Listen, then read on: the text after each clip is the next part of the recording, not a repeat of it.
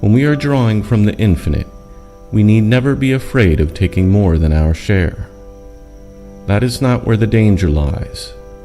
The danger is in not sufficiently realizing our own richness, and in viewing the externalized products of our creative power as being the true riches, instead of the creative power of spirit itself.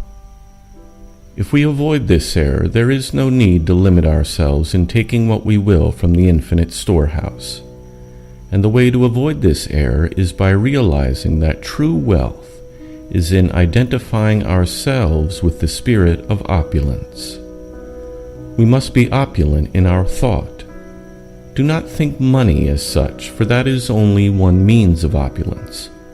But think largely, generously, liberally, and you will find that the means of realizing this thought will flow to you from all quarters, whether as money or as 100 other things not to be reckoned in cash.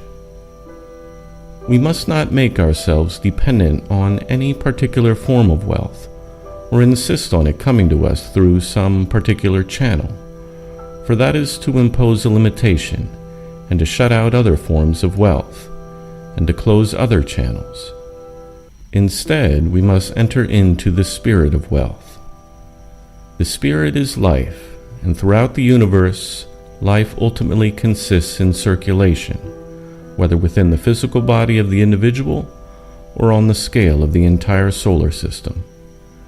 Circulation means a continual flowing around, and the spirit of opulence is no exception to this universal law of all life.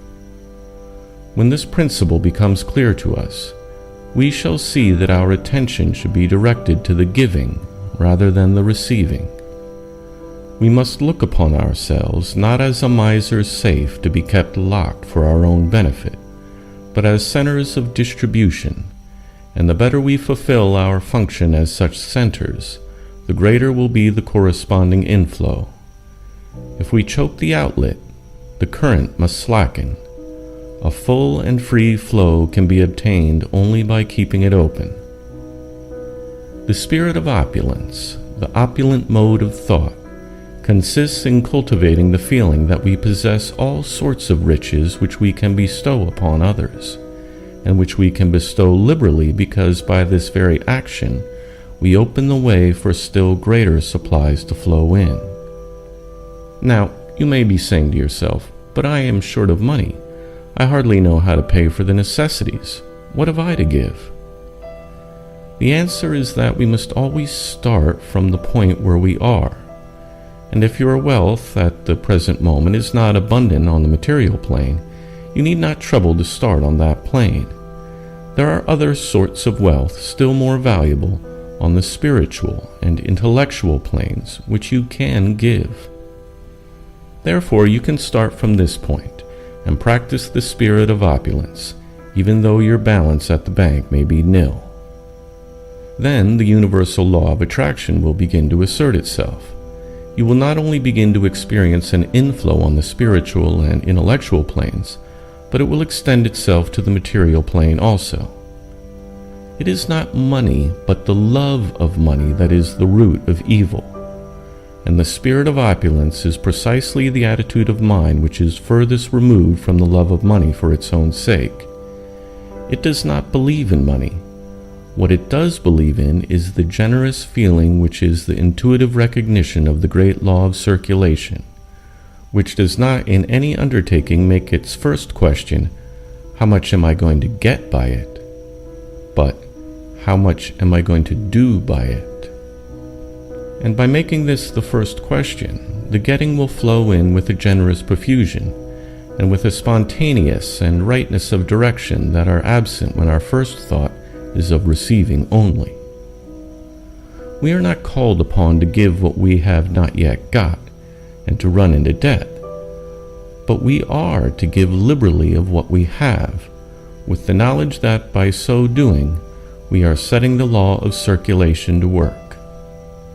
And as this law brings us greater and greater inflows of every kind of good, so our outgiving will increase, not by depriving ourselves of any expansion of our own life that we may desire, but by finding that every expansion makes us the more powerful instruments for expanding the life of others.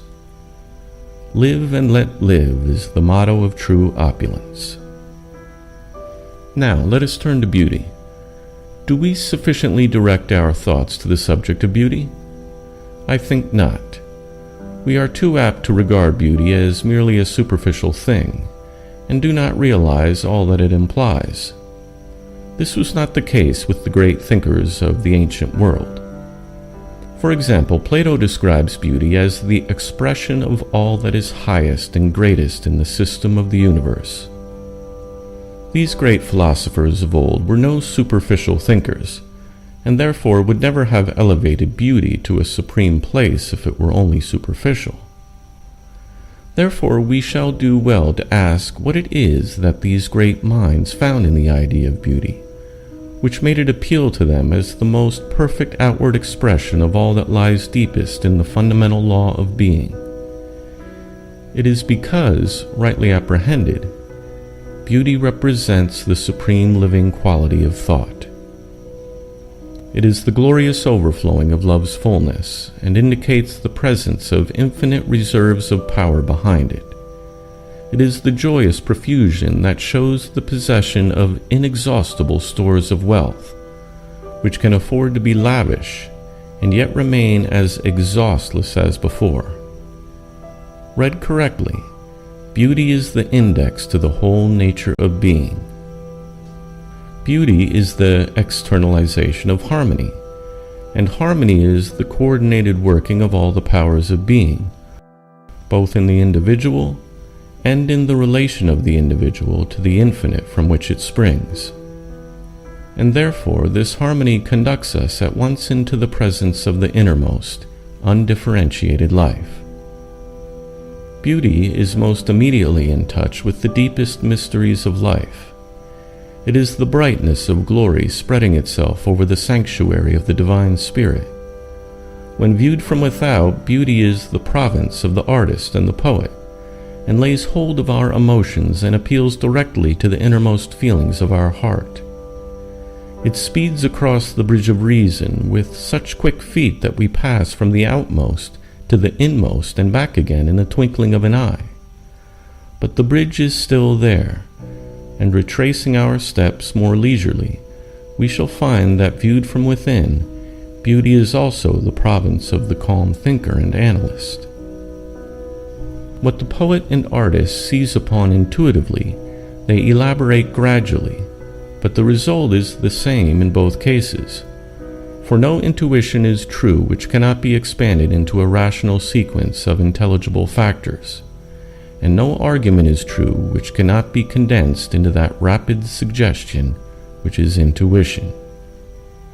Thus the impassioned artist and the calm thinker both find that it is only true beauty which proceeds naturally from the actual construction of that which it expresses. In other words, beauty is not something added on as an afterthought, but something pre-existing in the